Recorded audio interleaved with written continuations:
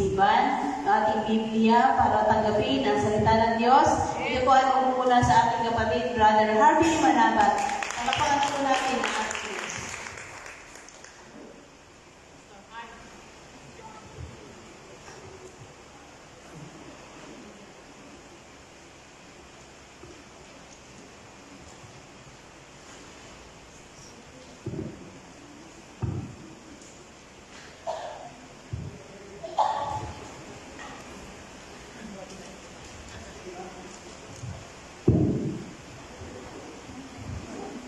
Amen po. Magandang gabi po sa ating lahat. Bago po ako magsimula, nais ko po humingi muna ng gabay sa Panginoon. Samahan niyo po ako sa isang maikling panalangin. Ama namin na makapangyarihan sa lahat. Nagpapasalamat po kami sa pagkakataong ito, Panginoon. Idinako po po ang aming mga paa sa bahay sambahan ito, Panginoon, upang magpalakas at makinig ng gabi ito, Panginoon. Nawa, Panginoon, paspasan mo po ang bawat lalabas sa aming labi, Panginoon. Maging kalakasan ng kaluluwa ng bawat makikinig, Panginoon. Pinupuri ka namin, pinapasalamatan sa pangalan ng lutong namin si Jesus. Amen. God is good po. God is good. So, isang tanong lang po. God is good all the time. Tuwing kailan po ba namin kayang sabihin o tuwing kailan po ba natin sinasabi na thank you Lord, God is good. Thank you Lord, God is good. You're so good talaga. Tuwing may blessings lang po ba tayo? O may favorable situation sa atin? Marahil po sa atin, marahil po karamihan sa atin na hindi pa naman ganun kalalim. Pag favorable sa situation, may blessings ka. Thank you Lord. Diba, natanggap ka sa trabaho. Thank you, Lord. God is good. Nag-boom ang negosyo mo. Thank you, Lord. God is good. Yung result ng biopsy mo, hindi cancerous. Thank you, Lord. Lalo. Paano po kung kabaliktaran? Yes. Natanggal ka sa trabaho. Nalugi yung negosyo mo. Na-diagnose ka may cancer. Can we still say, thank you, Lord? You're so good.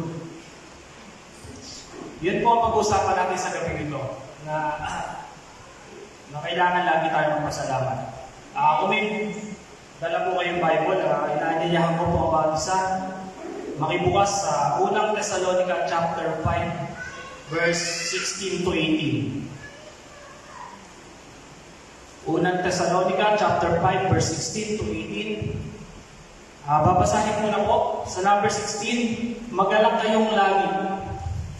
Palagi kayong manalangin. At sa number 18, at magpasalamat kayo sa Diyos sa lahat ng pagkakataon. Sapagkat ito ang kalooban ng Diyos para sa inyo, sa inyong pakikipag-isa kay Kristo Jesus. Malino po sinasabi, magpasalamat sa lahat ng pagkakataon. Ibig sabihin po ba, kung may blessings lang tayo magpapasalamat? Opo, may blessings lang. Dahil araw-araw po may blessings tayo. Ano man po yung sitwasyon mo ngayon, may blessings yan eh. Hindi mo lang nakikita. Hindi magpapos na yung sitwasyon na pinagdadaanan mo. May blessings yan. Hindi mo lang nakikita. Sabi nga po sa lyrics ng kanta ni Don Owen na thank you Lord. Thank you Lord for all you've given to me and all the blessings that I cannot see. Thank you Lord. So ibig sabihin, maraming blessing na hindi tayo nakikita. For example po, kaya nga pala natanggal sa trabaho kasi yung work environment mo magpapalayo sa iyo sa pananampalataya. Marahil ikahuhulog mo sa kamay ng Diyos pag nagtagal ka pa sa work environment na yun. Marahil pinaprepare ka niya para sa mas magandang opportunity. Marahil nalugi negosyo mo. Pero blessings pa rin yun dahil siguradong may natutunan ka sa pagkalugi mo na magagamit mo sa second venture mo. Yun ang blessings doon na hindi natin nakikita. Kaya po, masasabi ko rin po na siguro isang formula rin sa masayang buhay. Matuto tayong magpasalamat, maging grateful. Malaki o maliit na bagay dahil maraming blessings talaga na hindi naman natin nakikita. Yun po, pag na-practice natin, maging matuto tayo mag-appreciate. Yun na po, kasunod na po nun, masaya ang pamumuhay. Ngayon po, patutunayan po ng Diyos na maraming blessings talaga araw-araw. May blessing na hindi mo lang nakikita. Ngayon po, sa lahat na nakikinig dito, o sa mga nakikinig man live, ikaw, dumaranas ka ba ng anumang pagsubok ngayon, kabigatan, taghirap, ng pinansyal, o taggutom? Dumaranas ka ba sa puntong ang ulamin mo na lang, tubig at asin, para lang malasahan yung pagkain mo? Blessings pa rin, kasi ipagpasalamat mo hanggang ngayon may panlasa ka. Nagkasakit ka, bigla ka nagkasakit. Blessings pa rin kasi anak ng tali sakit lang. Di po ba? Tingnan po natin yung blessings doon. O meron naman dito, may talit ka, kinahingan ka ng doktor. May blessings po ba? Meron po, blessings pa rin. Kasi you have remaining days to accept God. Amen. You have remaining days to correct what you're wrongdoing and to prove into this world that God is good. Amen.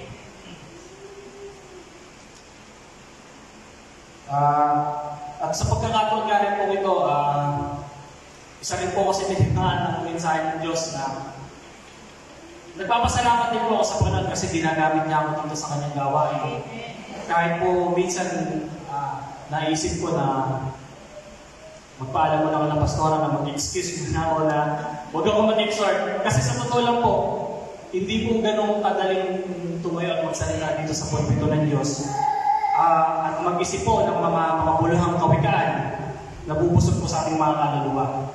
Pero salamat po talaga sa Diyos kasi kaya pala ako nagsasalita rito kasi hindi nga po pala ako pipi. Nagpapasalamat ako sa Panginoon dahil pinag-iisip niya ako, na-realize ko na salamat sa Diyos kasi functional pa yung utak ko para makapag-isip. Kaya po, ang bawat isa po sa atin, ine-encourage ko po na let's train our mind to always look for the bright side.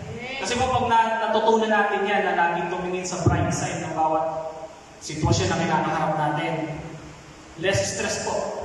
Hindi po, para maiwasan natin less stress, aralin na po natin, simulan na natin ano ba dapat ipagpasalamat dito.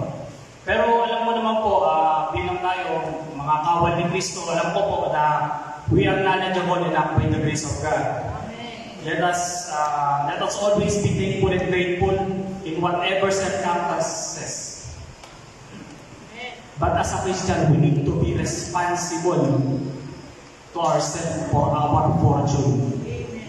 Let us continue developing ourselves for progress, so that's why we can offer value to this world. Amen. Yun na po, kailangan matuto po tayo magpasalamat. Ano man ang pinagdaraanan natin, papaalala ko po lang yung formula ng masayang buhay. Train yourself to be thankful always and maging grateful po tayo. Tsaka lagi po natin titingnan yung bright side ng bawat sitwasyon. At hindi na rin po ako papakahaba bilang conclusion na lang din po ng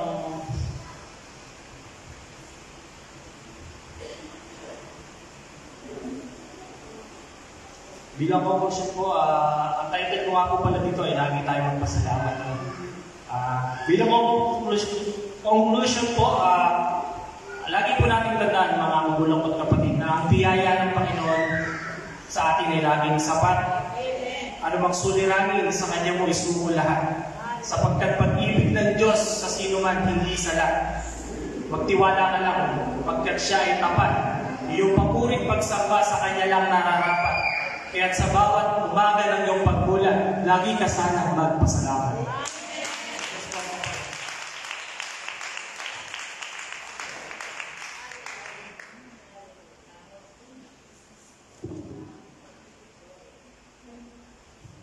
Praise God.